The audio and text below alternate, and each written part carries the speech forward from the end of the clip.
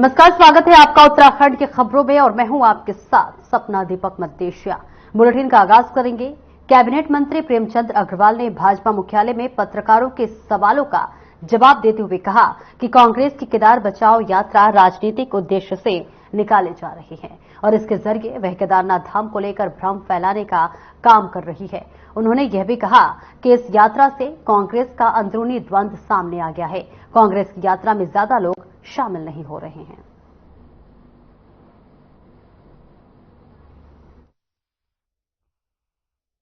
देखिए, मैं शुरू से कहता आ रहा हूं कि कांग्रेस की जो ये यात्रा ये शुरू की है हरिद्वार से, ये पूरी तरह से फ्लॉप यात्रा है और माननीय मुख्यमंत्री जी ने बहुत ठीक कहा, इनको प्रायश्चित यात्रा निकालनी चाहिए थी।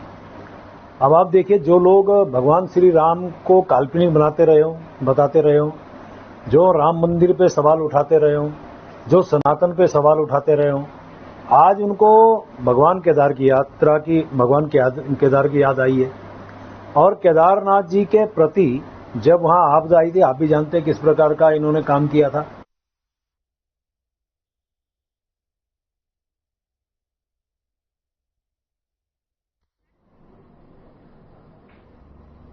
मुख्य सचिव राधा रतोड़ी ने आदेश जारी किया है और ये बड़ी जानकारी आप तक पहुंचा रहे हैं, जहां पर दूसरे और चौथे बुधवार को कैबिनेट की बड़ी बैठक होगी और सरकार ने कैबिनेट बैठकों के लिए दिन भी तय कर दिया और वहीं मुख्य सचिव ने अफसरों के लिए निर्देश दिए हैं, विभागों से संबंधित प्रस्ताव को तैयार करने के आदेश दिए हैं। तो ये बड़ी खबर और बड़ी जानकारी आप तक पहुंचा रहे हैं, जहां मुख्य सचिव ने एक बड़े आदेश को देते हुए तमाम बातों का जिक्र किया है। बड़ी खबर, बड़ी जानकारी देहरादून से दे रहे, जहां मुख्य सचिव राधा रतोड़ी ने आदेश जारी किया है। दूसरे और चौथे बुधवार को कैबिनेट की बैठक होगी। सरकार ने कैबिनेट बैठकों के लिए दिन तय कर दिए हैं। जी हां, इसी के साथ साथ आपको बता दें कि अफसरों को भी तमाम आदेश दिए गए हैं मुख्य सचिव की तरफ से। देहरादून से ये बड़ी जानकारी आपको बता रहे हैं, जहां पर मुख्य सचिव राधा रतोड़ी के जरिए बड़ा आदेश पारित किया गया है। दिन जो है बैठकों के लिए वो तय कर दिए गए हैं, बुधवार का दिन रखा गया है। आपको बता दें कि विभागों से संबंधित प्रस्ताव पर भी अब जो है तमाम चीजें बातें होंगी और इसी के साथ ये बड़ा आदेश, बड़ी जानकारी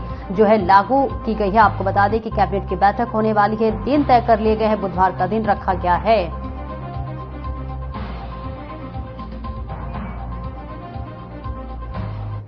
और आगे बढ़ते हैं। पूर्व कैबिनेट मंत्री डॉक्टर हरक सिंह रावत श्रीनगर पहुंचे, जहां उन्होंने केदारनाथ में होने वाले उपचुनाव लड़ने की इच्छा जताई है।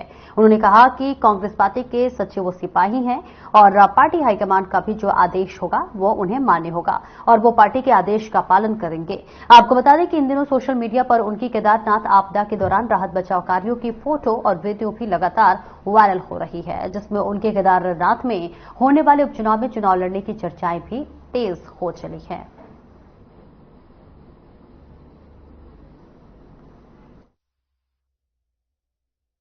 नहीं, मैं टिकट की कोई दावेदारी नहीं कर रहा हूं। मैं भी सोशल मीडिया में देख रहा हूं कि चाहे कोई न्यूज चैनल हो, कोई पोर्टल हो, सब डाल रहे हैं कि मैं भी चुनाव लड़ सकता हूं। मैंने कोई दावेदारी नहीं की है। ये तो पार्टी, मैं तो कार्यकर्ता हूं कांग्रेस का और कांग्रेस अभी जैसे बद्रीनाथ में कांग्रेस ने लखपत बुटालो को लड़ाया, काजी को लड़ाया, तो हमने ईमानदारी से जो एक गिलहरी की तरह कांग्रेस को जितवाने के लिए जो योगदान दे सकते थे हमने दिया।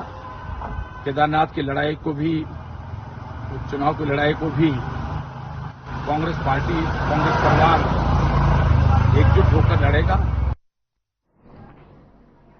वही अगस्त माह में होने वाले विधानसभा सत्र को लेकर विपक्ष ने अभी से ही तेवर दिखाने शुरू कर दिए हैं। यशपाल आर्य ने कहा है कि आगामी सत्र सरकार के लिए आसान नहीं होगा। उन्होंने बताया कि विपक्ष ईमानदारी के साथ पहाड़ से लेकर मैदान तक कई मुद्दों के जरिए सरकार को घेरने का काम करेगी, जिसमें कानून व्यवस्था, किसानों व नौजवानों के मुद्दों सहित आपदा के विषय पर सरकार से सवाल पूछे जाएंगे। यशपाल आर्य ने सरकार पर आरोप लगाते हुए कहा कि मंत्री सवालों के जवाब के लिए तैयारी करके नहीं पहुंचते हैं।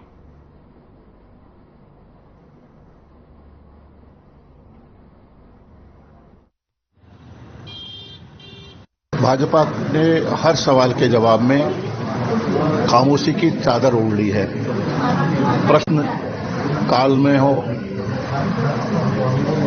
माननीय मंत्रीगण होमवर्क करके नहीं आते हैं। सदन में को बाधित करने का प्रयास सरकार द्वारा किया जाता है, व्यवधान पैदा किया जाता है। लेकिन जिस तरह से हमने सदन में पुरजोर तरीके से जन मुद्दों को मुखरता के साथ उठाया गया, सरकार को घेरा। पिछले कई दिनों से भारी वर्षा और अतिवृष्टि के कारण जनपद उत्तरकाशी के गंगोत्री धाम में गंगा का जलस्तर बढ़ने से परिसंपत्तियों के नुकसान हो रहे हैं, और जिस पर गंगोत्री विधायक सुरेश चौहान ने तीर्थ पुरोहितों से बात की है। वहीं सजवान ने 5 मंदिर समिति के अध्यक्ष और सचिव को आश्वस्त किया है और कि गंगोत्री धाम की सुरक्षा के लिए मुख्यमंत्री पूरी तरह से चिंतित हैं। उन्होंने यह भी कहा कि वो जल्द मुख्यमंत्री से मिलकर जनपद में स्थित गंगोत्री और यमुनोत्री धाम की सुरक्षा के लिए बात करेंगे। लगातार 2-3 दिनों से गंगा का जलस्तर बहुत ज्यादा बढ़ा हुआ है और जो लगातार आपदा कंट्रोल रूम में वहां से पूरी मॉनिटरिंग और जो हमारे वहां पे पंडा समाज, वहां पे हमारे गंगोत्री समिति के सचिव और उनके तमाम पदाधिकारियों से लगातार वार्ता हो रही है और जो लोग गंगोत्री में अपना व्यापार करते हैं उनसे भी वार्ता हुई। तो जो उनका कहना है कि देवघाट और बासु के पास जो 2 नाले हैं उसके ऊपर कोई ग्लेशियर फटा और दोनों नाले के रूप में, और वो शायद मुझे लग रहा है कि जो गंगोत्री पुरोहितों का कहना है और अन्य लोगों का कहना है कि वहां पर वो पूरा। भाजपा के पूर्व शिक्षा मंत्री एवं गदरपुर विधायक आज काशीपुर पहुंचे, जहां उन्होंने पीडब्ल्यूडी गेस्ट हाउस में भारतीय जनता पार्टी के पदाधिकारियों एवं कार्यकर्ताओं के साथ मुलाकात की और साथ ही नगर निकाय चुनाव को लेकर टिप्स भी दिए। इस दौरान विधायक ने पत्रकार वार्ता के दौरान कहा कि भारतीय जनता पार्टी कभी भी अलग से चुनाव की तैयारी नहीं करती है और इसी के साथ भाजपा को समाज और आम जनता जिम्मेदारी देती है, उस जिम्मेदारी को पार्टी पूरी ईमानदारी के साथ निभाती है। निकाय चुनाव को लेकर उन्होंने कहा कि भाजपा आगामी निकाय चुनाव के लिए पूरी तरह से तैयार है। भारतीय जनता पार्टी कभी भी चुनाव की कोई अलग से तैयारी नहीं करती है।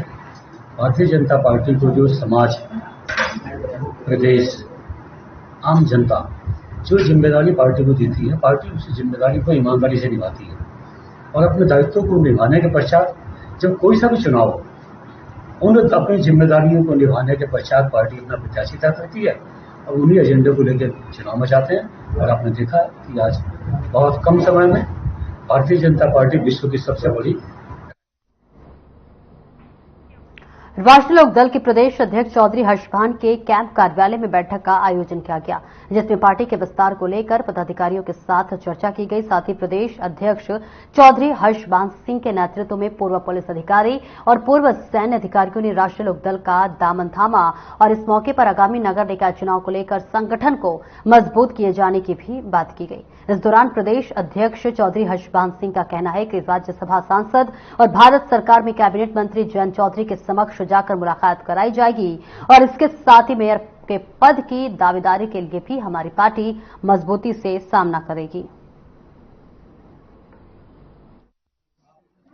लेकिन ये बंदे ये कहना चाहूंगा बंदे कि पार्टी बंदे जो संगठित रहे, अनुशासित रहे और समयबद्ध बंदे रहते बंदे जो हर काम को बंदे जो अंजाम देती रहे और ज्यादा से ज्यादा बंदे जो अपने संगठन को बंदे जो मजबूत बनाए, यही मेरी बंदे जो शुभकामनाएं पार्टी के बंदे के साथ और कर्तव्य भी रहे। जी नमस्कार। कुछ नहीं, ये हमारी मासिक बैठक थी, हर महीने होती है और ये बैठक आज 2 जिलों की है, काशीपुर और उधमसिंह नगर। तो यहाँ के सब पदाधिकारी आए थे, जिलाध्यक्ष जी भी हमारे साथ हैं और सब हमारे प्रदेश कोषाध्यक्ष जी भी साथ हैं, प्रदेश सचिव संगठन के भी, हमारे महासचिव संगठन के भी हमारे हैं मनोज शर्मा जी, और हमारे यादव जी भी हैं जो कुमाऊं मंडल के महासचिव हैं। तो सभी पदाधिकारी यहाँ आए, मौजूद हुए और आज यहाँ पर जो आर्मी के कुछ पूर्व अधिकारी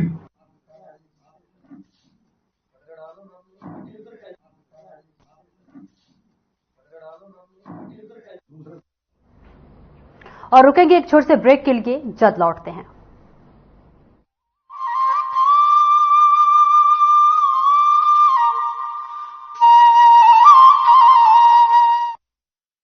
प्रधानमंत्री नरेंद्र मोदी के मार्गदर्शन एवं मुख्यमंत्री पुष्कर सिंह धामी के कुशल नेतृत्व में उत्तराखंड सक्षम एवं सशक्त राज्य के रूप में आगे बढ़ रहा है। संपूर्ण समावेशी विकास के लक्ष्य को हासिल करने के लिए चलाई जा रही योजनाओं में सुधार करने और उन्हें जन जन तक पहुंचाने का काम तेजी से किया जा रहा है। राज्य के उदीयमान खिलाड़ियों का खेल कौशल विकसित किए जाने एवं उनके खेल उपलब्धियों को बढ़ावा देने के उद्देश्य से मुख्यमंत्री उदीयमान खिलाड़ी उन्नयन योजना की शुरुआत की गई है।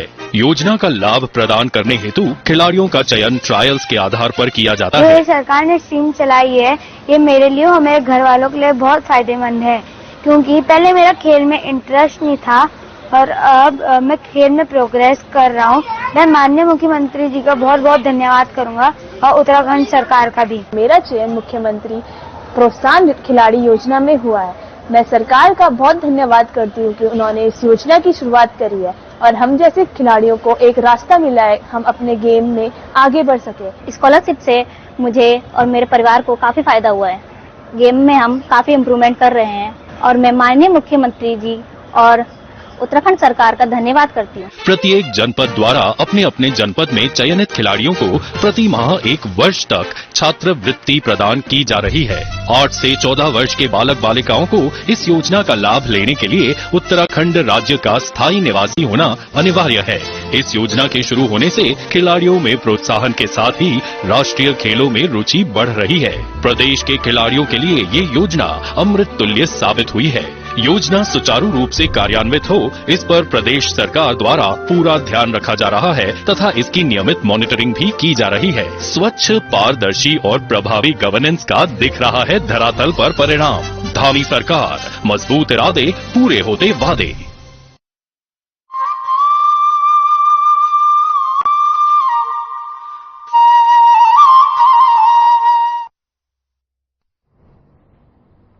अब ब्रेक के बाद एक बार फिर से स्वागत है आपका। बढ़ते हैं खबरों की ओर। देहरादून को डस्टबिन फ्री बनाने के लिए नगर निगम द्वारा घर घर जाकर कूड़ा उठान किया जा रहा है, लेकिन लंबे समय से वाटर ग्रेस और ESL नामक कंपनियों द्वारा बीच बीच में हड़ताल करने की वजह से कूड़ा उठान में नगर निगम को दिक्कतों का सामना करना पड़ रहा है। और इस बात को लेकर देहरादून के मुख्य नगर स्वास्थ्य अधिकारी ने कहा कि दोनों कंपनियों को शुरुआत में कारण बताओ नोटिस जारी किए गए थे और साथ ही कहा कि अगर दोनों कंपनियों इसके बाद भी गंभीरता से काम नहीं करती हैं तो निश्चित रूप से उन पर वैधानिक कार्रवाई की जाएगी और जिसका नुकसान कंपनी के साथ वहां काम कर रहे कर्मियों को भुगतना होगा।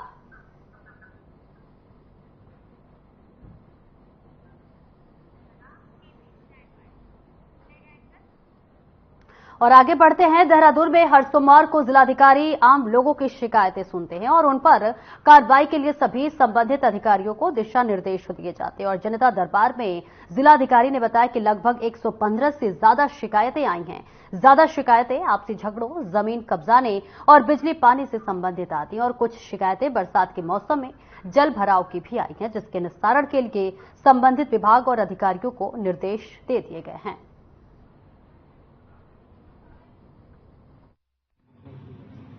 115 प्लस हमारे यहाँ शिकायतें आई हैं और इसमें मोर और लेस जितनी भी शिकायतें थी वो लैंड डिस्प्यूट और जो अभी बरसात का सीजन है तो जल भराव की जो शिकायतें थी वो थी।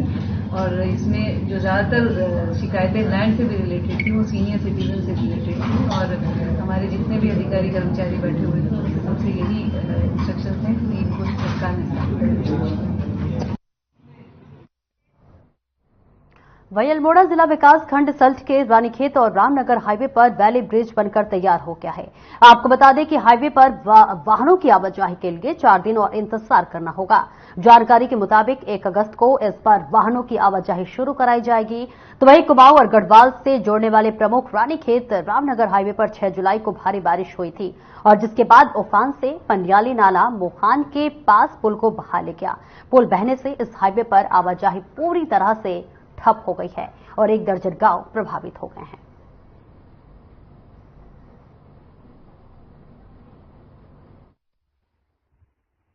ये पनियाली का पुल जो है करीब इसको ये 6 तारीख से टूटा हुआ है। जनता काफ़ी परेशान थी और लोग बहुत परेशान थे। लोगों को यहाँ से जो है ये चिमटा होते हुए तोलियो मार्ग से होकर जाना पड़ रहा था। अब जो है ये पनियाली का पुल खुलने से जनता काफ़ी परेशान है। और एक आध दिन पहले चर्चा में ये आया था कि ये पुल जो है 28 तारीख को खुलेगा, इसका उद्घाटन होगा, लेकिन उसके बाद कोई किसी कारणवश शायद कोई देर हो गई होगी, तो ठीक है अब ये अभी खुला नहीं है। और आज सुनने में ये आ रहा है कि मतलब कई लोगों के मुंह से सुनाई में आ रहा है कि ये 5 तारीख तक जो है इसका उद्घाटन होगा, और तो बहुत अच्छी बात है, बहुत अच्छा हो गया है ये पुल जो बन गया। बनियाई लाल का पुल है, ये 6 तारीख को अत्यधिक वर्षा के कारण क्षतिग्रस्त हो गया था, और जिसके संदर्भ में 7 तारीख को अधिशासी अभियंता, अधिष्ठान अभियंता एवं अन्य अधिकारियों के द्वारा निरीक्षण किया गया। निरीक्षण के दौरान इसमें कुछ जजमेंट लिए गए निर्माण हेतु, और 8 तारीख को डीएम महोदय द्वारा भी इसका निरीक्षण किया गया था। उसके पश्चात जो है बैली ब्रिज की फाइनल करने के बाद बैली ब्रिज को मंगाया गया और इसकी लॉन्चिंग शुरू कर दी गई, जो कि 27 तारीख को बनकर तैयार हो गया, और शीघ्र ही जनता को आवागमन हेतु खोल दिया जाएगा, जिसकी लंबाई 30 मीटर है।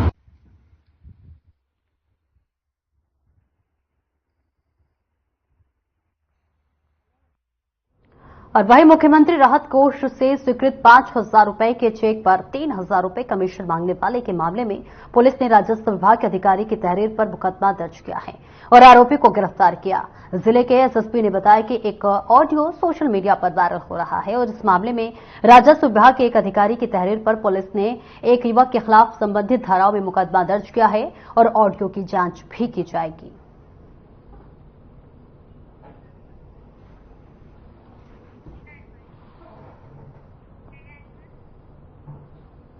आगे बढ़ते हैं। वर्षाकाल में डेंगू की रोकथाम के लिए जिला प्रशासन ने महाअभियान शुरू करने का निर्णय लिया है, जिसकी जिम्मेदारी जिला स्तर के अधिकारियों को सौंपी गई है। जिलाधिकारी सोनिका ने 33 अधिकारियों को निगरानी के लिए अलग अलग वार्ड आवंटित किए हैं।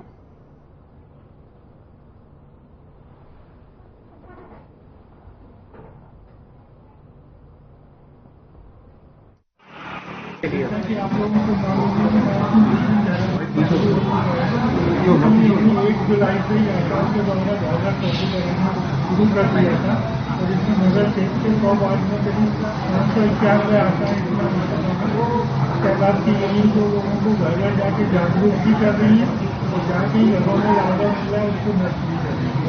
करीब 1 जुलाई से अभी तक करीब हमने 2.5 लाख घरों में आशाओं के माध्यम से सर्वे करा दिया है, और उसमें करीब 18 कंटेनर में हम लोगों को लावा मिला है, जिसमें नगर निगम के सहयोग से भी हमने यहाँ पे हैं। और एक हमें ऑफिशियली भी जो हमारा डेटा आया हुआ है उसके क्रम में हमारे द्वारा चालान की कार्रवाई की जा रही है। करीबन 75,000 प्लस हमारे चालान 75,000 रुपए का चालान हमारे द्वारा किया गया है। उसके अलावा जो हमारी लार्वा का जो हम लोग डोर टू डोर सर्वे करते हैं, वहाँ पे कुछ संवेदनशील एरिया जैसे ननूखेड़ा हो गया, बंगाली कोठी हो गई, नेहरू ग्राम हो गया, यहाँ पे जा जाके हमारी टीम करीबन 14 एरिया हैं जो संवेदनशील हैं, वहाँ पे हमारी टीम जा जाके इंस्पेक्शन कर रही है और लोगों को भी अवेयर कर रही है कि जो पानी भर जाता है तो उसको निकाल दिया जाए, भरने ना दिया जाए। और वक्त हो चला एक छोटे से ब्रेक का, जल्द लौटते हैं।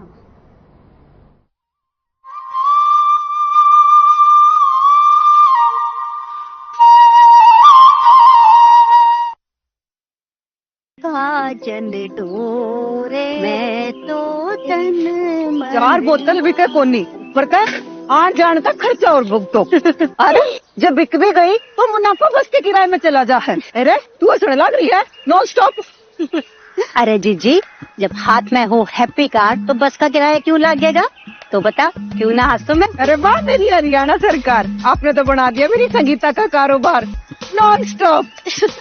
तभी तो सारे कहते हैं मारा हरियाणा नॉन स्टॉप हरियाणा।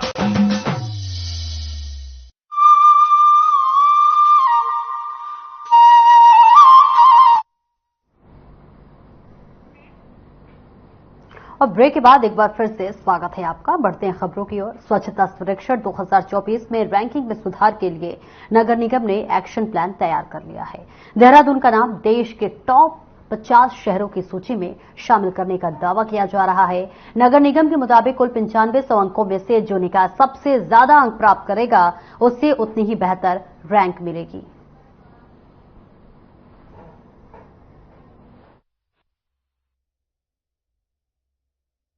पिछले वर्ष हमको स्वच्छता सर्वेक्षण में पूरे भारत में 68वीं रैंक प्राप्त हुई थी, 68। और इस वर्ष हमारा लक्ष्य है कि हम टॉप 50 शहर में आए। इसके लिए हमारे द्वारा प्रयास किया जा रहा है कि जिन बिंदुओं पर पिछले वर्ष हमको कम स्कोर मिला था, जैसे सेग्रीगेशन का पॉइंट है, लीगेसी वेस्ट प्रोसेसिंग का पॉइंट है अथवा सीएनडी वेस्ट का पॉइंट था, इस बार उन सभी कमियों को पूर्ण करने का प्रयास किया गया है। लीगेसी वेस्ट निस्तारण प्रारंभ हो गया है। सेग्रीगेशन के लिए हमारी टीमें 47 वार्ड में जमीन जागरूकता अभियान लगातार कर रही है।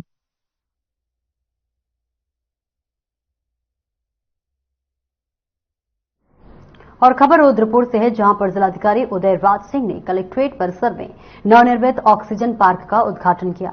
इस दौरान उन्होंने कहा कि आमजन को शुद्ध वातावरण उपलब्ध कराने के लिए सरकार और प्रशासन प्रतिबद्ध है, जिसके अंतर्गत कलेक्ट्रेट परिसर में बड़े छायादार और अधिक ऑक्सीजन देने वाले वृक्ष लगाए जा रहे हैं।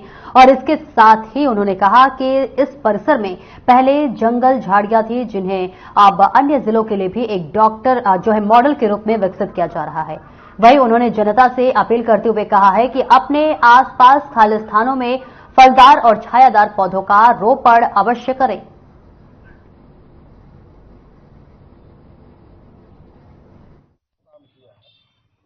देखिए, एक शुरुआत की गई है कलेक्ट्रेट से। जैसे आपने देखा होगा कि हरेला पर्व पर भी शुरुआत हुई और अभी तक हमारे जनपद में काफी बड़ी संख्या में डिफरेंट डिपार्टमेंट द्वारा, लोगों द्वारा और जन सहभागिता से वृक्ष लगाए जा चुके हैं और निरंतर चल रहा है प्रयास।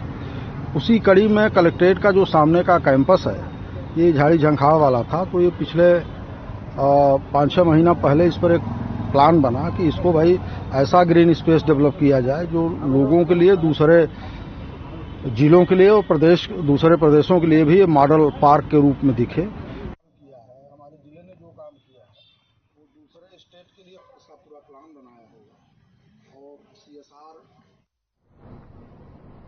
और आगे बढ़ते हैं। रोहतक हरियाणा से नीलकंठ जा रहे कांवड़ियों की चलती बाइक में अचानक से आग लग गई। आग लगने से कांवड़िये बीच हड़कंप मच गया, जिसकी वजह से सूचना मिलते ही पुलिस मौके पर पहुंची। पुलिस और स्थानीय लोगों की मदद से तत्काल पानी डालकर बाइक पर लगी आग को काबू पाया गया। वहीं एसएसआई उत्तम रमोला ने बताया कि शॉर्ट सर्किट की वजह से आग लगने की संभावना लग रही है। वहीं बाइक सवार की पहचान अजय कुमार निवासी के रूप में हुई है, जिसने तुरंत मदद मिलने पर पुलिस का आभार व्यक्त किया है।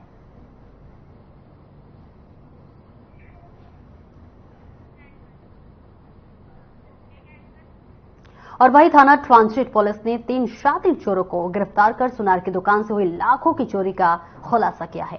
पुलिस कार्यालय में एसएसपी मंजूनाथ टीसी ने खुलासा करते हुए बताया कि 27 जुलाई को राजेश रस्तोगी ने रिपोर्ट दर्ज कराई थी। उसकी दुकान से 50 लाख रुपए से अधिक कीमती जेवरात और नकदी चोरी हो गई।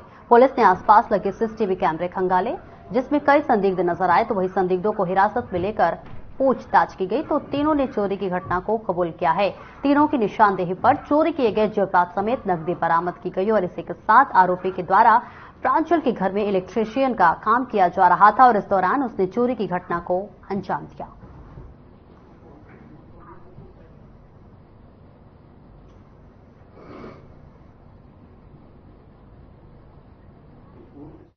एक दिन पहले ही हमको परसों रात को एक सूचना मिली थी कि एक ज्वेलरी शॉप में, ट्रांजिट कैंप से ज्वेलरी शॉप में पूरा ज्वेलरी शॉप सफाचट हो गई है। संपूर्ण ज्वेलरी शॉप की सारे गहने गायब हो गई है। तो एक व्यापक चोरी का नकबजमी का मामला था। बहुत सीरियसनेस को देखते हुए हमने एसएचओ भारत हो गया और अरविंद बहुगुणा, उसके अलावा हमारा सीओ सिटी एएसपी निहारिका को हमने टीम मौके पे भेजा था। घटना को चंद्रशेखर गौड़ के सुपरवाइज कर रहे थे। तो चीजें बहुत काफी डाउटफुल था। वहां पे रिनोवेशन का काम चल रहा था, उसी टाइम पे इलेक्ट्रिकल वर्क्स चल रहा था, इलेक्ट्रिसिटी कटा हुआ था, सीसीटीवी काम नहीं कर रहा था। वहीं ऋषिकेश हरिद्वार रेलवे ट्रैक पर बड़ा हादसा हो गया है। आपको बता दें कि अज्ञात युवक का ट्रेन की चपेट में आ गया, जिससे उसकी मौत हो गई। सूचना मिलने पर जीआरपी पुलिस ने ट्रैक से शव को हटाया और ट्रैक क्लियर किया, जिसके बाद कोतवाली पुलिस ने शव कब्जे में लेकर एम्स की मोर्चरी में रखवाया।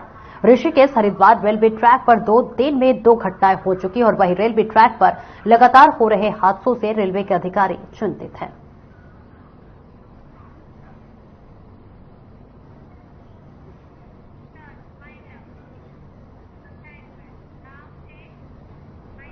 और फिलहाल मेरे साथ इस बुलेटिन में इतना ही। खबरों का सिलसिला आगे भी जारी रहेगा। नमस्कार।